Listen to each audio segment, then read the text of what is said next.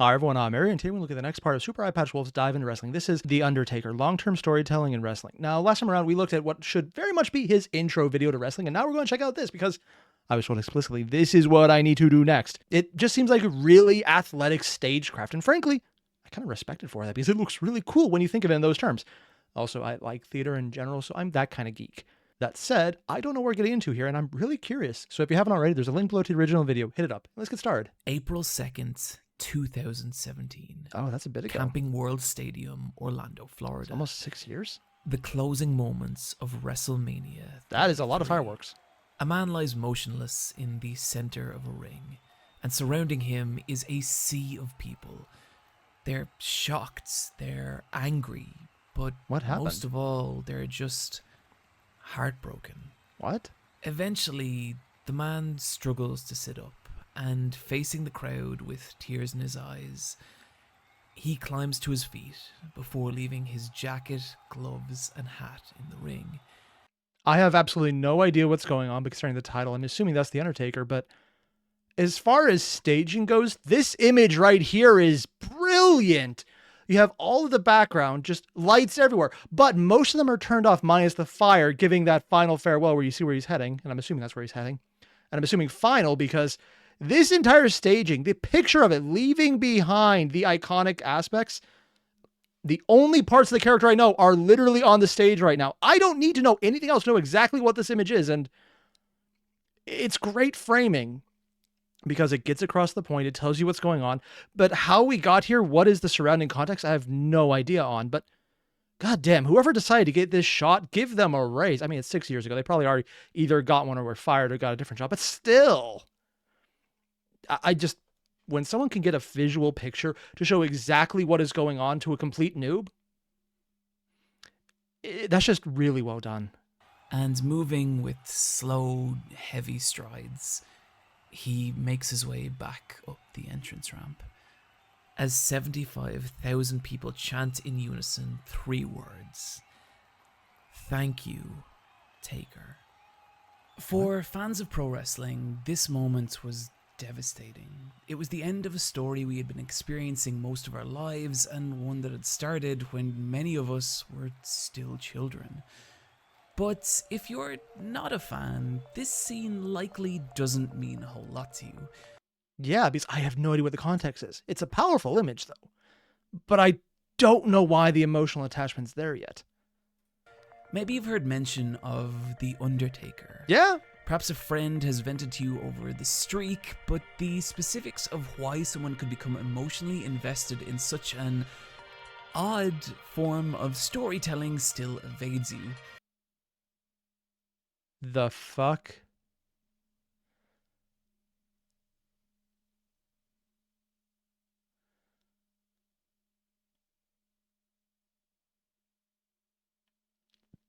Okay, yeah, I'm just going to say 90s because it's still WWF here. Before the World Wildlife Fund managed to beat them in court with that. Still, though, whew.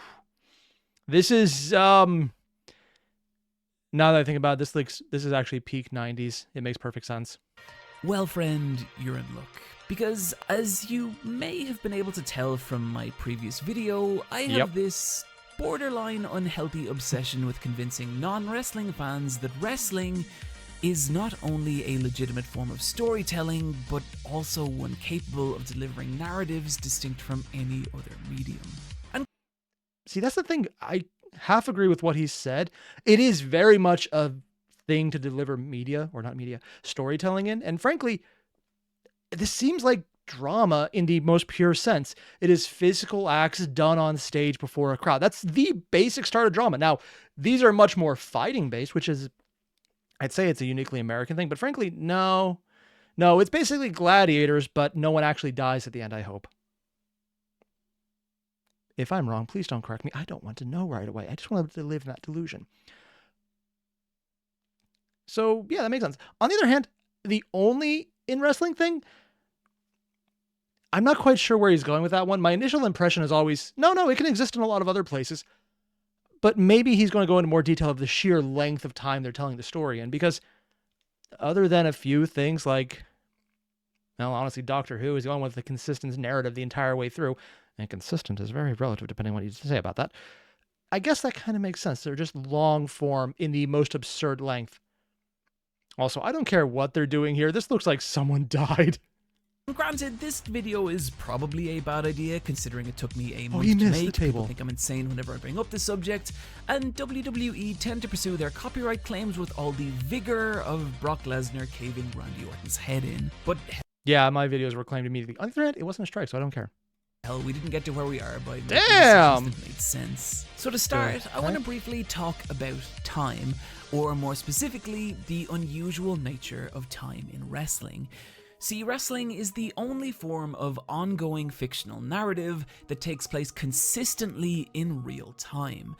In any other form of media, it's the author, director, writer, or editor who dictates the flow of time. But because wrestling is still operating under the illusion There's no that mistakes, it is a you just have to competitive fly sport, with it.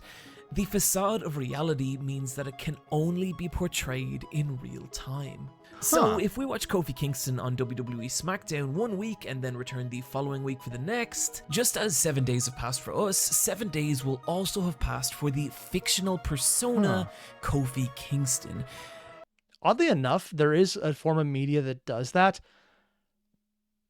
But I kind of feel bad making this comparison, and you'll understand as soon as I say it. Live services. Games as a live service. It's literally the same concept of, here is the story. You're going to get progressive bits of story as it goes. Also pay us. Which, admittedly, is also what you do for a cable bundle to get this. But I think it's on cable. I don't know. I haven't had cable in years. I could be very wrong about that. So, yeah, it's very much narrative that progresses in time. So how much time passes for you happens for there. Granted, that also depends on the live service. So even then, it's 1-to-1 here. So it's in real time as opposed to fictitious advantage time, which is whatever the narrative wants to be. So I guess where he's still making a point there. It's similar, but not the same. But it's a very similar concept, though. I've never actually thought of storytelling in that way. This is actually going to be a really unique video for me because it's, well, based on what he said so far, introducing a way to look at delivering a narrative that I haven't really ever bothered to consider because I'm used to more staid methods, a narrative in a book, a video game, things that are completed.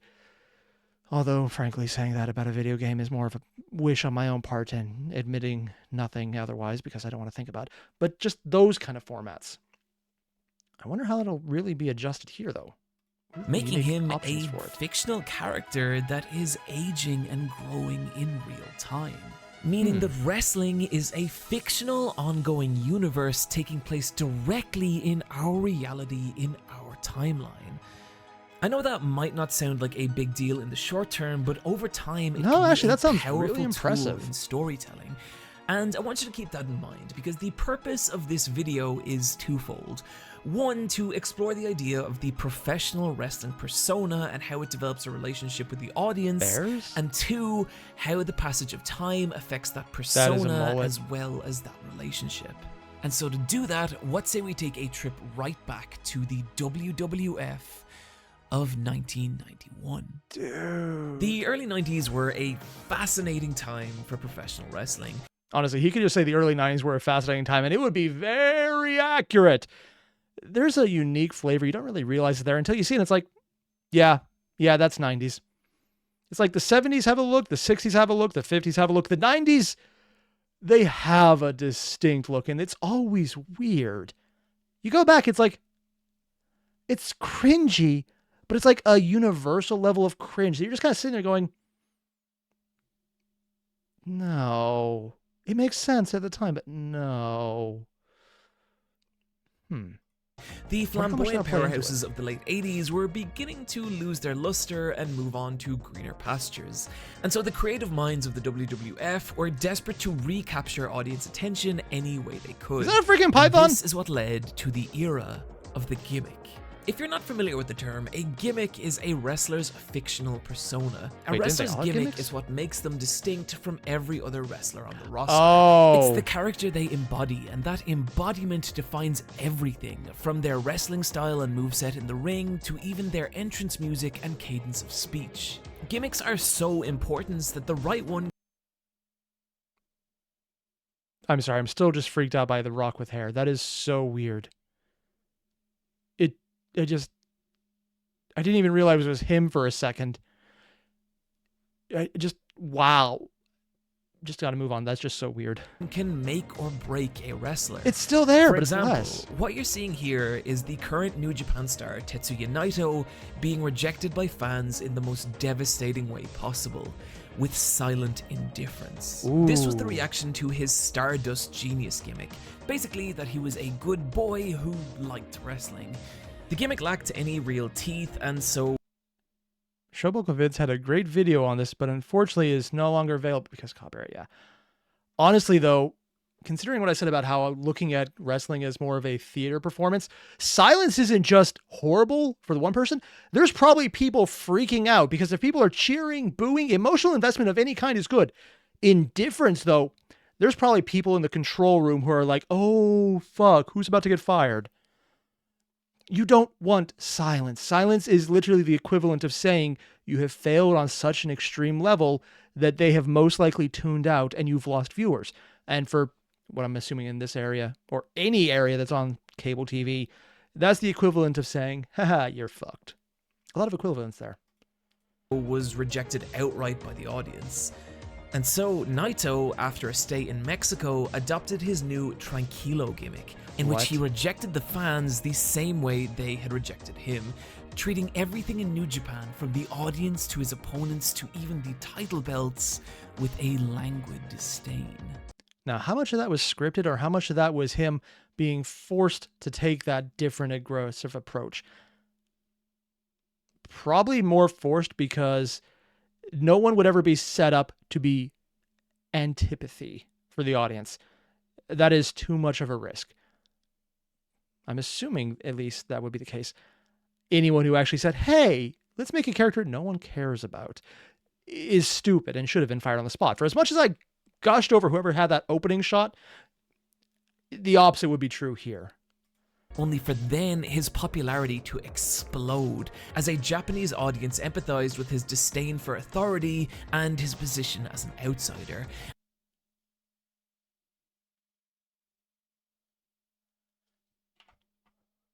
Audience empathized with his disdain for authority and his position as an outsider. No, I heard exactly what I thought I heard. That is surprising. Disdain for authority and outsiders being embraced. Is that just specific to the wrestling culture in Japan, or is that just an undercurrent that I have been unaware of? Because I thought the general idea was that is not part of the ethos there. Probably is just more of the wrestling scene in general that appreciates that. Maybe a subculture that has a very contradictory to the overall perception. I don't know. I'd actually be very curious about finding that out. And so they flocked to become one of his Los Ingobernables, the ungovernable, leading him to have the insane star power he does today. American gimmicks tend to be a little less subtle than those of Japan, and especially in the early 90s.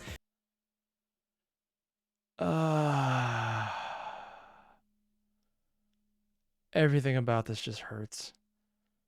The over-the-top, like Hagar the horrible Viking, and frankly, if this came out now, it would be a Disney lawsuit. Although considering it came out now, I wonder if Disney actually got sued by them for this. Stealing their trademark. I mean, I guess anyone doing Voodoo Priest could get away with it. But it is a very specific look that because Disney did it once, everyone probably assume is them. At this point, the popularization of mixed martial arts was still many years away, and so an audience at large Are we talking the had 90s no or the real 2017s? idea what an actual full contact fight looks like, nor the kinds of people who participate in them, which allowed wrestling promoters to try out anything and everything. Any gimmick with a remote chance of getting over was put on television. Some of these have aged very poorly. Yeah, I would say that. From professional gimmicks such as an evil repo man, the tax-collecting wrestler IRS, to the infamous dentist Dr. Isaac Yankum. This man is now the mayor of Knox Country, Tennessee. What is reality? No, actually, that makes perfect sense. Stars being elected is a very American thing. Also Ukrainian. But that's not weird. Frankly, he looks more intimidating without all the crazy shit. Like, look at this guy. This is him normally. He looks like he could break you. This is him here. He looks like someone broke him. Gimmicks would even heavily, borrow from pop culture, such as Robert De Niro's Oh my performance God. as the psychotic Max Caddy from Cape Fear being reimagined as evil wrestler Waylon Mercy. What? Just let that one sink in. My favorite gimmicks of this era, however, for their sheer ludicrousness, was the supernatural gimmicks. Mantar, Oz, this guy who was bafflingly named the Yeti. This was a dumb, glorious period for pro wrestling, and these gimmicks were frequently disastrous, with many of these characters appearing in just a few matches before plummeting into the annals of wrestling obscurity. Did they really put on a stormtrooper helmet? Unironically, I'm surprised Disney didn't sue them for this one. It's probably good if they're talking about obscurity and this is the guy they bring out. On the other hand, if the mask thing is big and they keep wearing full bodies, you could get a couple people just being recycled to multiple characters over and over again. And it does seem like character recycling is a thing that happens already. Especially earlier, it was mentioned a lot that they had a lot of variations. That'd actually be a really cool gimmick just to have the gimmick. Yeah, that would do it. Okay, I see where he's going with this one. But for all that fell, there was one that didn't. There was one that rose beyond anything anyone could have imagined. The one ascended gimmick, It's bizarre watching The Undertaker's first entrance now. There's a genuine look of bewilderment to the audience as this 6'10", 300-pound man walks solemnly to the ring. He's actually that as tall? morose funeral organs drone in the background. This was Mark Callaway, a Texas native who had... Okay, that's cool how you have that. It's probably chalk under the eye to give it bags that are not naturally there. When you actually have bags, they puff out more. His eyes are little, but frankly, it's not even, and well done there. And they put the makeup on to really highlight that. previously wrestled under the personas of Texas Red and Mean Mark Callis. Yeah, no, his current look is better. This one, it looks like he's about to get punched in the face by Jean-Claude Van Damme. And I mean in a movie of the time as well. That is a look. And while he'd found modest success with each, this was different. The Undertaker was different.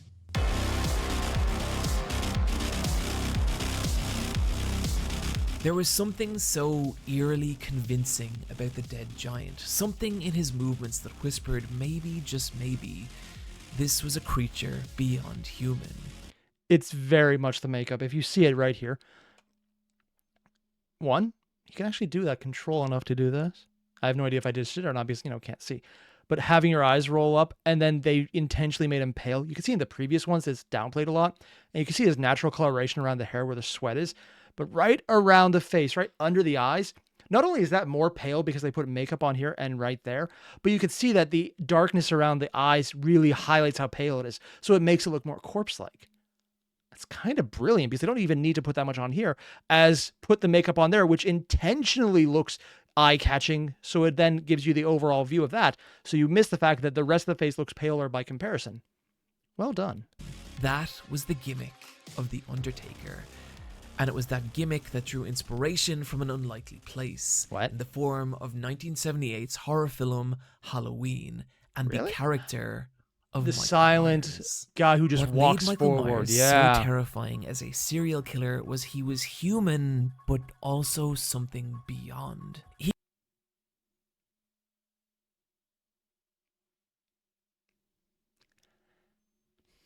This is an odd one for me just because the news has got so crazy lately. And this is, how old is this? Yeah, 4 years ago, that would technically count as the before times. Anything within the last this decade kind of shows that everything is so over the top. What the fuckery all the time. It's just saying they were scared of this. It's like, yeah, I get it. I'm a coward. I'm scared of it too. But also, it hits differently now. It's probably because the Halloween movies were very much in the zeitgeist of the general people watching it, though. So it makes more sense to just, cash in, take your pick. He may have looked like a person, but he was also an unstoppable force of violence, completely immune to pain and single-minded in his desire to take human life. And it's those qualities that Bruce Pritchard and fellow WWE creatives wanted to imbue in The Undertaker. And that's exactly what his matches communicated. Any maneuver in professional wrestling requires both parties to cooperate. Both the person performing the offensive maneuver to actually do it, and the person taking the move to convey that it actually hurt. And that conveyance is known as selling. And selling that a move is effective was just as vital as the actual move itself. And here was the difference between The Undertaker and every other performer on the roster. Oh, so it's not that they're selling he's hitting harder. He has to do the exact opposite and not sell it. It's literally the giant immovable wall effect. Oh, that's actually brilliant. So his entire gimmick is that he actually drops a gimmick. Huh. Also, you can really see where like the shading has been just toned down on his face. I'm just looking off camera and realizing that I'm still paler than him with makeup to actually make him look corpse-like. Oh, wow. The Undertaker didn't sell. There was no visual indication that his opponent's moves were having any kind of real effect on him, and it made the character feel eerily indestructible. Which is interesting because he's not selling it in his facial expressions or overacting, but even just right here when you see these moves, you can see he's still playing into it for safety. Right here. He's taking the hit. Here we go. Right into it. You can see where he's hit. He starts to move before contact, and there's actually no contact made, it almost looks like. But he's actually still selling it, but he's not overselling it, which is actually kind of brilliant. So he's showing the hit, which admittedly is probably for his own safety, because if you're not playing into it, you're going to get hurt. But where he's going all out, swinging around his entire body, this guy is just doing the minimum necessary.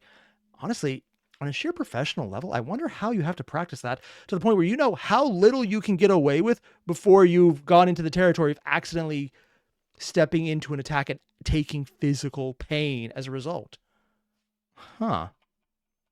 Any kind of real effect. Probably a lot of control. And it made the character feel eerily indestructible, never more palpable in the moments of his eerie sit-up, a move directly inspired by Michael Myers, in which The Undertaker would be on the receiving end of a devastating piece of offense, only to rise back to life. The sit-up was a trademark of any Undertaker match. The moment his opponent's momentum was broken and they'd remember they were in the ring with the dead man. If that sounds silly, it kind of was. On the surface, there's so many things about The Undertaker that were campy and overly theatrical. This was, after all, an undead wizard who, for whatever reason, had decided to join a professional wrestling organization. Oh, that's actually his thing, but it undead was wizard? also so much fun. Seeing what the wrestlers interact with The Undertaker was the bizarre highlight of any show. The nature of the character meant that WWF could be more creative and original with the storylines featuring him. And those stories only grew more strange and entertaining with the addition of the ghoulish Paul Bearer, The Undertaker's manager, who would carry to the ring a magical urn which reportedly was the key to The Undertaker's supernatural power. And yes, that is ridiculous, but just listen to how much fun the two would have in their promos. Jake the Snake Roberts, the clock on my embalming room wall is ticking down. Only 3 weeks away to WrestleMania.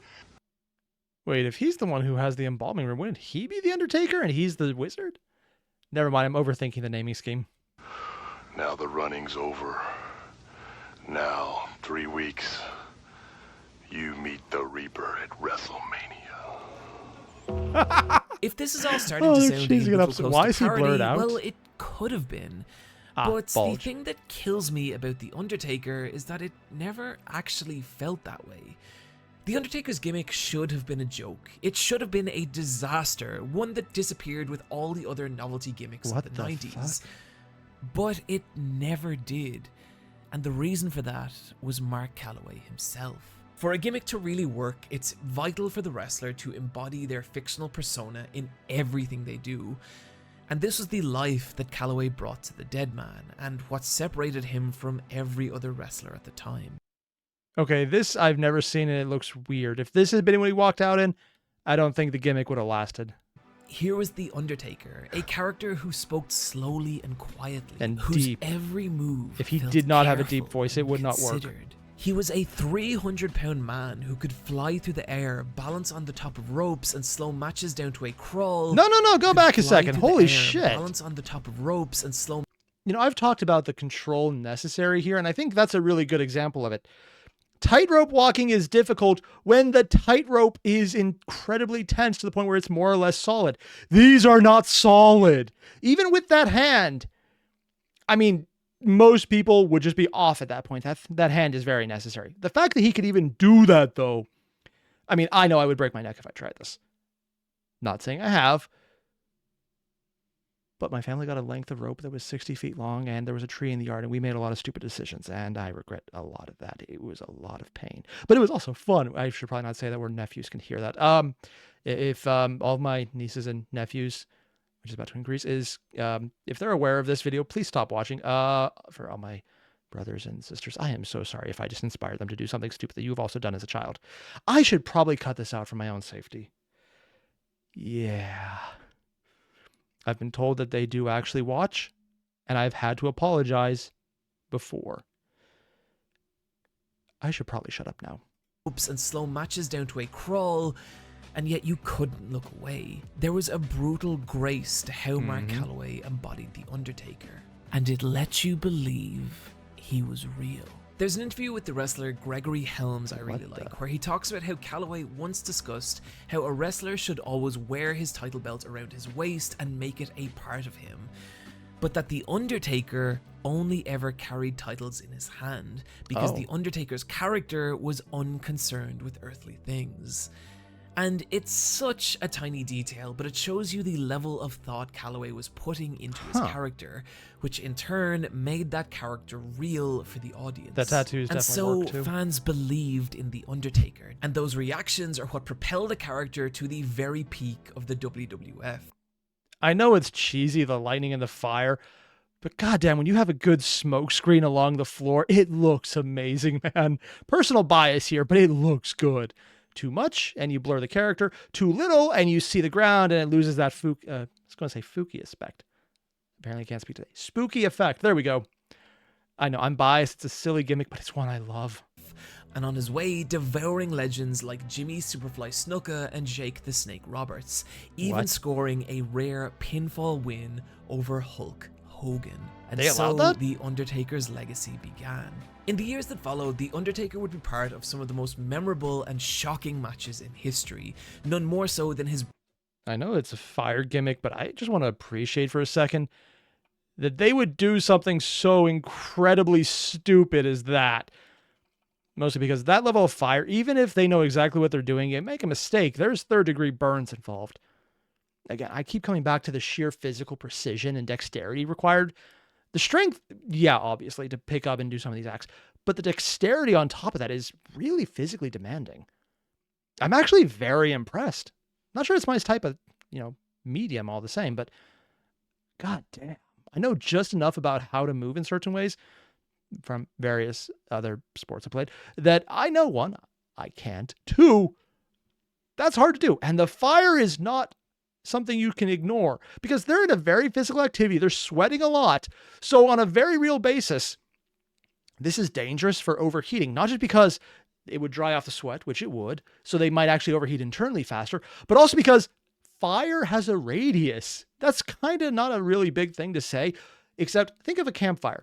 Think how far away you can get before that becomes an issue. This sudden flash right here, and then it goes out right after, is going to be very hot. I wonder how many times they did this before they realized, you know what, maybe we shouldn't. Unless they still do it. It's impressive, but terrifying. History, none more so than his brutal encounter with Mankind at 1998's King of the Ring, the image of Foley plummeting off the roof of the cell etched into wrestling history forever. Not all Undertaker's storylines were good or even made sense, but what kept the dead man relevant was his ability to constantly reinvent himself. Depending on what part of the dead man's career you focus on, he could either be a mournful force of karmic justice, striking down the evil that plagued the world of professional wrestling, or or a satanic leader of a cult who, I shit you not, would sacrifice other wrestlers, making them part of his ministry of darkness. He even spent 3 years riding a motorcycle to the ring, changing his entrance music to Limp Bizkit's Rollin', and somehow he got that over with fans too. His ability What? Bizkit's Rollin', and somehow Okay, I'll be honest. This is weird. The cult leader, that's weird. This, though, it has an early 2000s vibe, doesn't it? Yeah, they're trying to make it more edgy, but also more realistic. Yeah, that's early 2000s. Not sure if it's early 2000s in wrestling, but that kind of aesthetic is something I very much associate with that. What if they have the date up here anywhere? If it is, if I knew where WrestleMania 19 was, I would be able to figure this out. I don't know. he got that over with fans too. His ability to adapt and reinvent himself was part of why The Undertaker enjoyed so much longevity with the WWF. But there was another reason too. What? Everything Did he we've have talked ownership? about up until now was about maintaining the illusion of The Undertaker. But behind that illusion, there was the actual person, Mark Callaway. And the strange thing about Callaway is that despite having 27 plus years in the industry, Damn! it's rare to find anyone in the world of wrestling who has a negative thing to say about him. And if you're unfamiliar with the backstage controversy and politicking of the business, that is exceptionally rare. I mean, it's rare to say that about anyone, anywhere. I know people say I'm an asshole. Also, they're right because I am. But just having a good reputation in general after 27 years, you're bound to just step on someone's toes by accident. Hell, family gets pissed off at each other more frequently than they know your entire life, which is probably why it happens.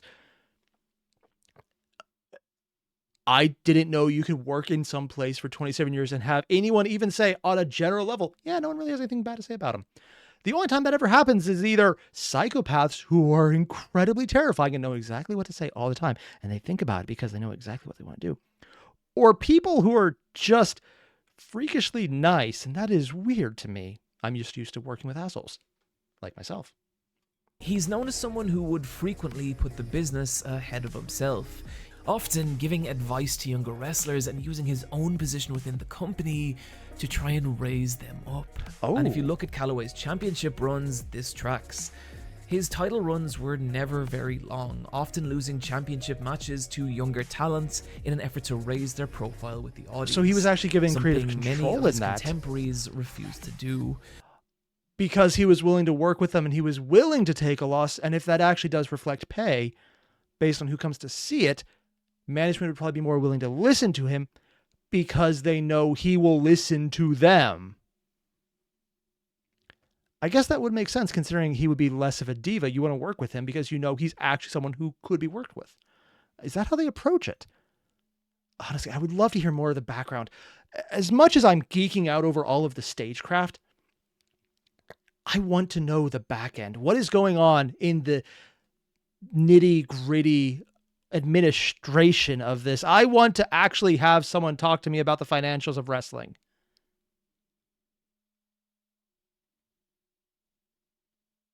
I think I nearly said accounting would be interesting, and I hate everything about that. That's not what I said, but it was close enough that I actually got a little upset at myself. No, no. Oh. Or as former WWE wrestler Ken Anderson put it, there are two mountains in the WWE, and on one is The Undertaker, and on the other is the other guys. Now that the is a Undertaker compliment. is up there throwing ropes down, saying, "Come on guys, the weather's good, we can make some money together." And on the other side, you got guys throwing boulders down, saying, "Get the fuck off my mountain." This section is not meant as an endorsement of Mark Callaway, the human being. I don't know anything about the man personally, and honestly, I don't really care. But what I do know is that the world of wrestling can be a cruel and ugly place. Speaking of things that were not scripted, that is a nosebleed. That is a hit to the nose. That is a significant one. The reason that's really dangerous is because the head, the skull is pretty thick, except for right behind the nose, where if you hit it wrong, the pieces go in, puncture the brain, you die. Having that much trauma on your nose, it's why broken noses are a problem. If it's lucky, it's to the side. If it's straight in, because this thing's still straight, that's straight in. Fuck, man. I made that offhand comment on someone died, and I'm just thinking, okay, here's an example of if this was worse, it would probably be there. Also, head wounds bleed a lot, so it couldn't be that big, but it's also everywhere. I'm not sure how much is scripted and how much, considering they're different colors. Maybe it's just the camera I'm using, but that looks like it was not scripted entirely. One that brings out the very worst in people, the history of which is littered with men and women consumed by their own demons. And I think it's awesome that the Undertaker was never like that he chose to help those around him rather than tearing them down.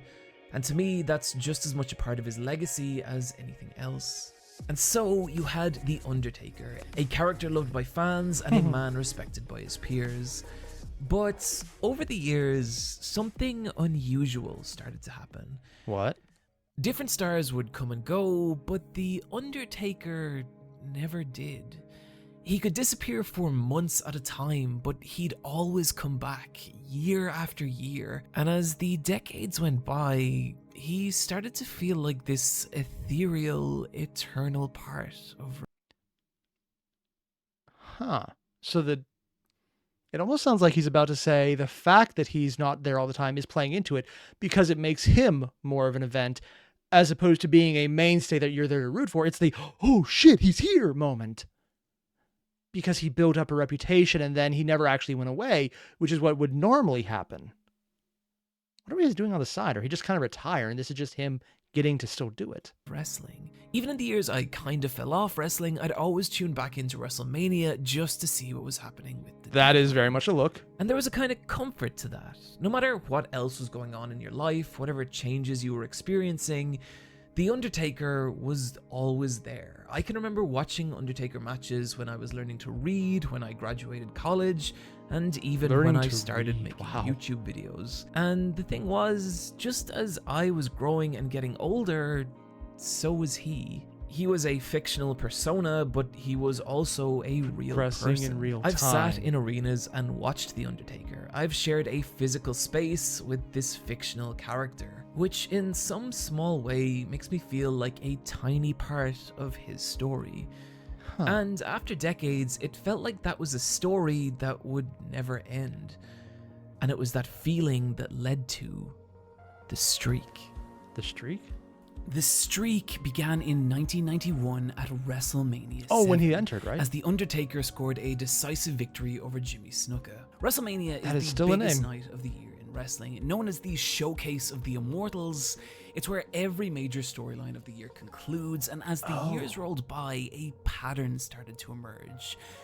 The Undertaker had never lost at WrestleMania. In fact, come WrestleMania 21, 14 years later, he'd gone 13-0. 14 years! Considering how mercurial some of the management has sounded, it has to be because he had to be on the good end with management. Probably because he wasn't being a diva, it sounds like, so they would even let him get that.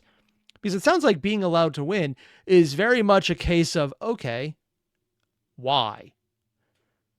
I wish I knew the business acumen going in behind this, because it seems like that's the other half of the story that's not going to be covered here. And probably because Snoop Eyepatch Wolf had no idea how to get that.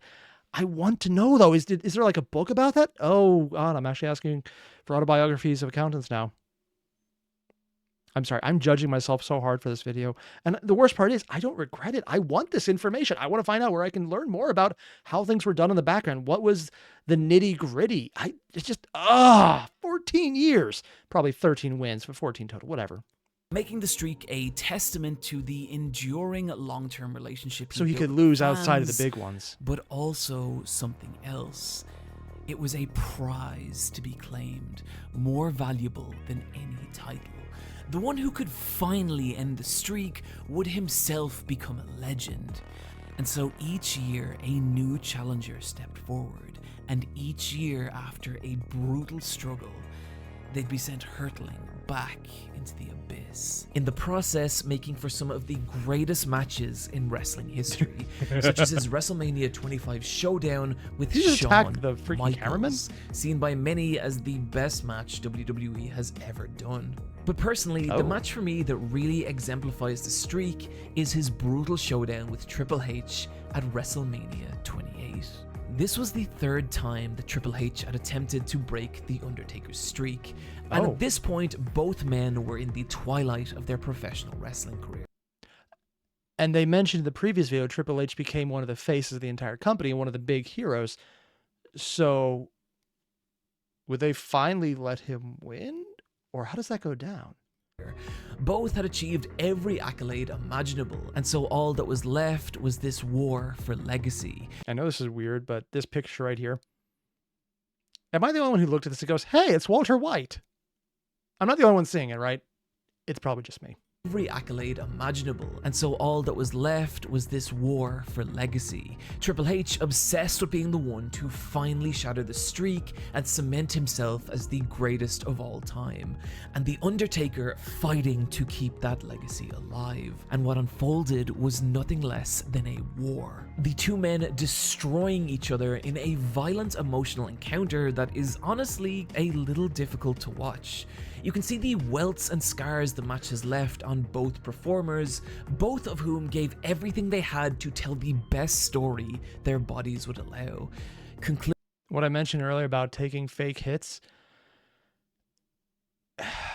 that right there, if you're actually taking the hit, if you're not just faking it to make it look good, that is hard to watch. And I can see that.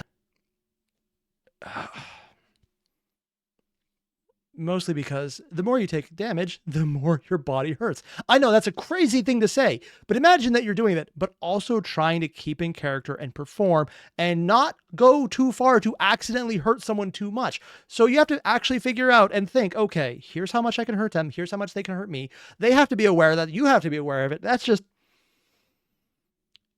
it's taking the normal level of perfection you have to take to figure out what you can get away with on a physical basis and then say, okay, now what if I do that if I'm actually in pain and exhausted at the same time?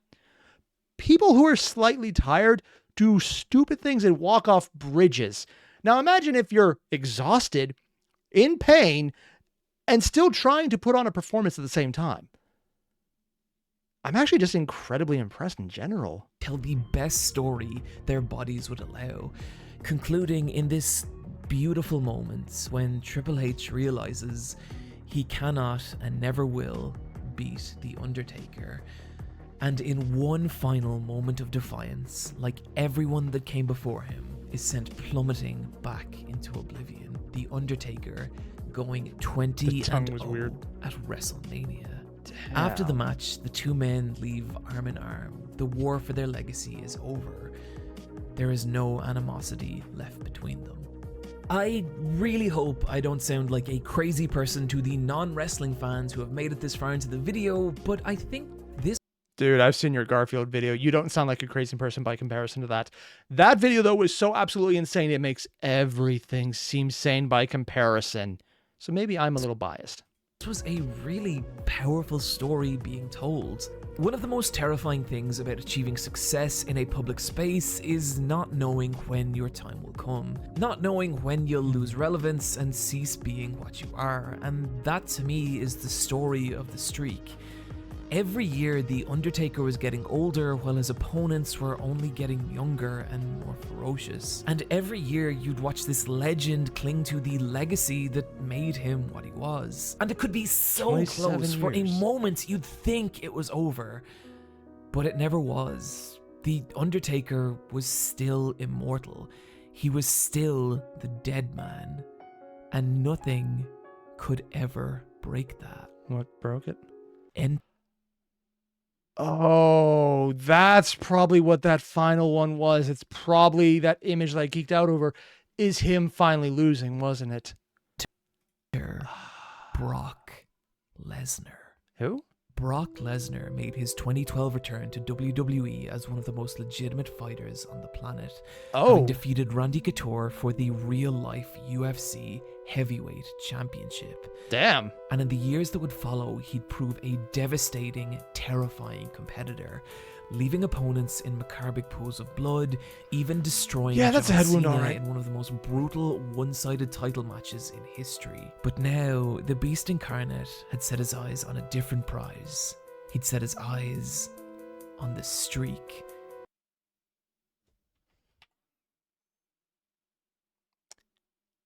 This is a bit out of left field on this one, but just looking at this guy and how he's fighting, what are the chances that George R.R. Martin based The Mountain on this guy? Clegan it is. On a different prize. He'd set his eyes on the streak. But surely it wouldn't matter. The streak could never be broken. Right? Right.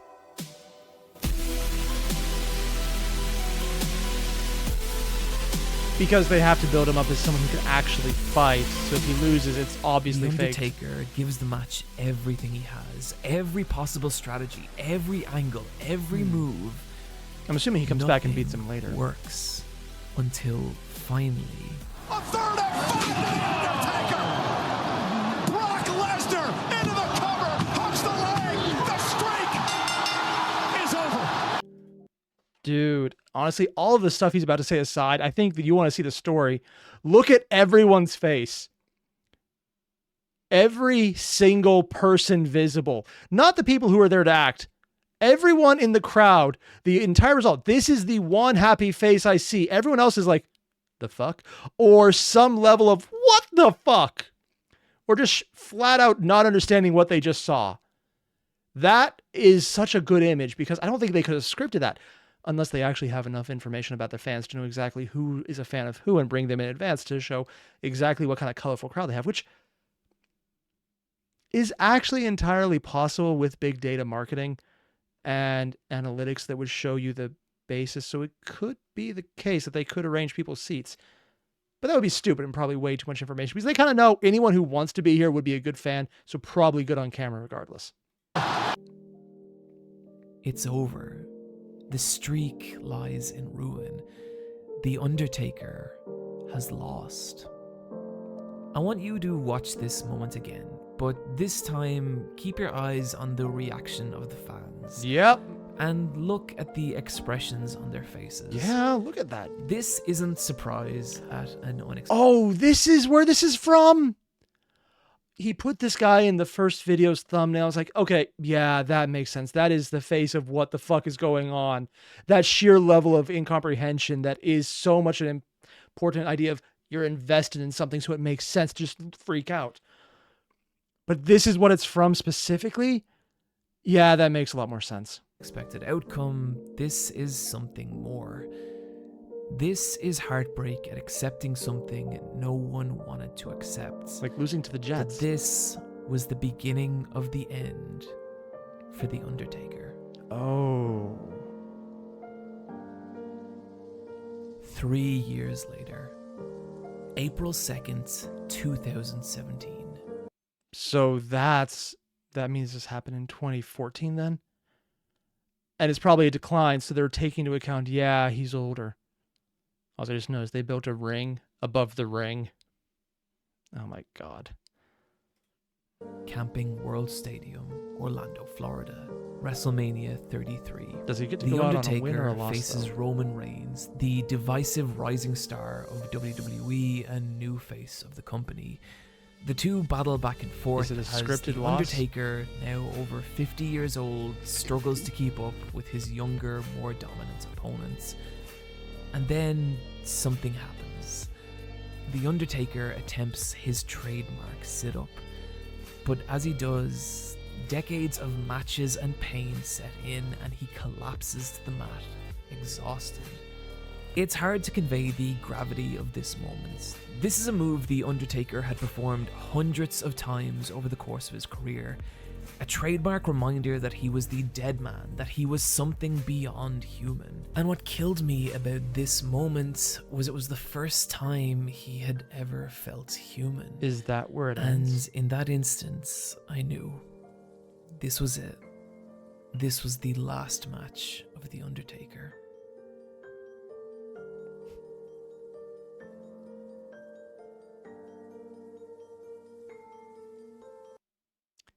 Huh.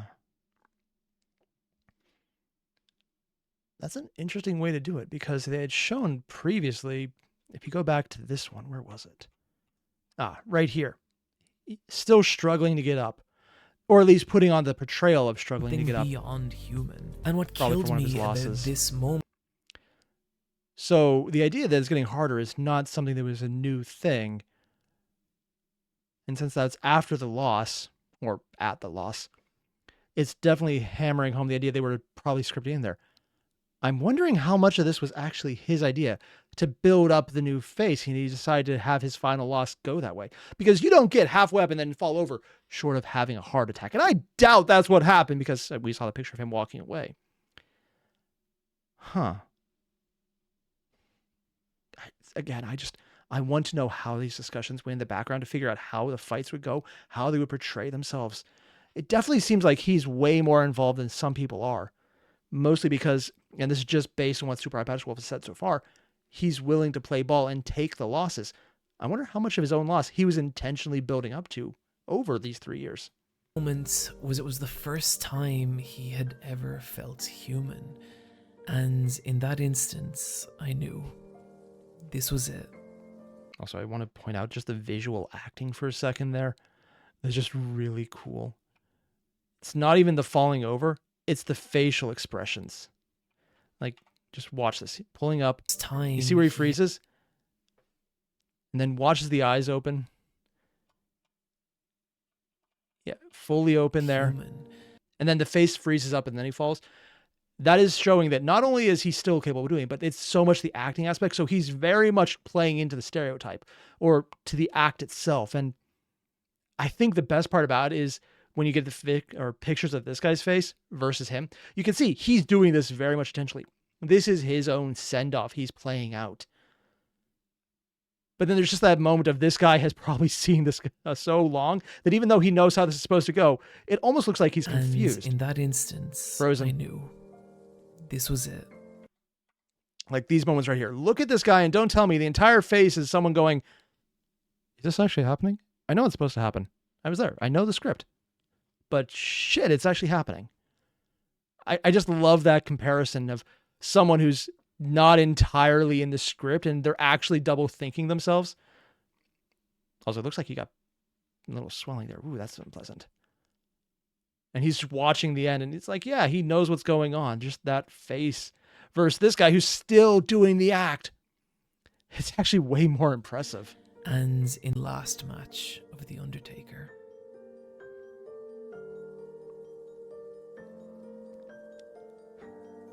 I wonder if this ending script is his own idea at that point, or just what he was told to do.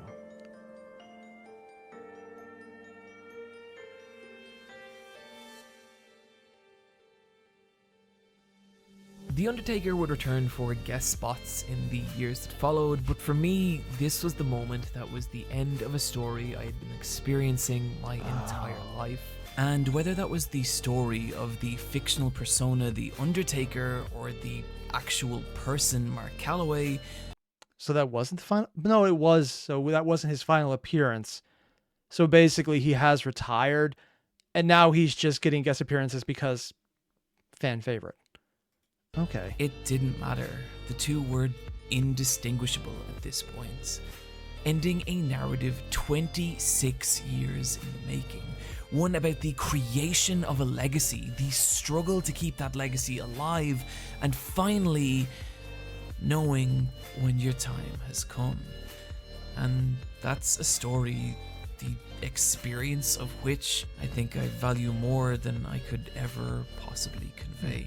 If you're not a fan of wrestling, you'll never experience The Undertaker's story the same way I did. Yep. As a constant, Still fascinating, ongoing, though. real-time narrative over decades. It's already too late for that. But what I want to convey with this video is Does that anyone else it have this doesn't overarching matter, narrative? because this is just one story in the world of professional wrestling, and dozens of others are unfolding right now. So apparently that would be a yes, there are. The fall of Kazuchika Okada, the rise of Becky Lynch, the ongoing saga of the Golden Lovers. It's stories like these real, unreal stories that are the reason I love professional wrestling, and the reason I always will. That was cool. I don't know nearly enough about wrestling to get the same emotional impact, but on a sheer physicality level, this is fascinating. I love the overarching narrative he's describing, and I want to know more about how these decisions came together, what was going on behind the scenes. I know I've geeked out about that a lot, but I'm standing by it because as dumb as it is, it's me, so you kind of probably should expect that by now.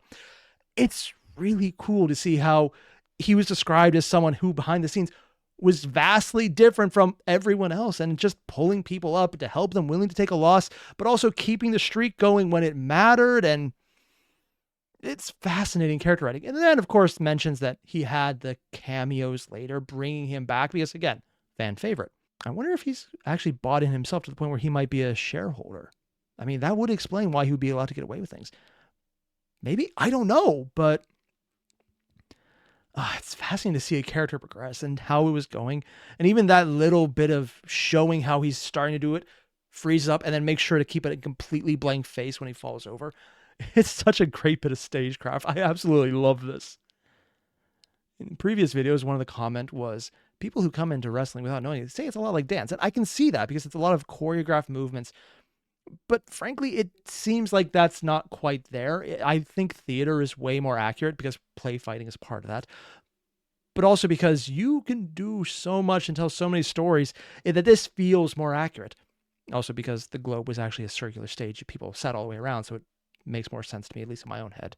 For anyone who doesn't reference the globe, that's the place where Shakespeare originally had his plays done. You just sat around it and it was a big circle. Yeah. Also, I just compared Shakespeare and wrestling. Considering most of wrestling is pretty much the exact same audience that Shakespeare intended his plays for. Yeah, I know what I said. That's entirely accurate because it was not meant for the snotty upper class. It was meant for people who just lived next door. As in, it was not built in the fancy part of town. It was the equivalent of going to the bar. That's how his plays were initially supposed to be done. And also the accents they use it as a fine British upper class is completely wrong because a lot of the rhyming structure doesn't work with that accent. Yeah, it was a much more down-to-earth, rolling tongue. That's as close as I'm going to get. It's also wrong, but I can't do accents, so just take my word for it. Or look up YouTube videos where someone does it in the correct accent, and it sounds better. That's how I'm thinking about wrestling now because Super Eyepatch Wolf. Unironically comparing it to the Bard.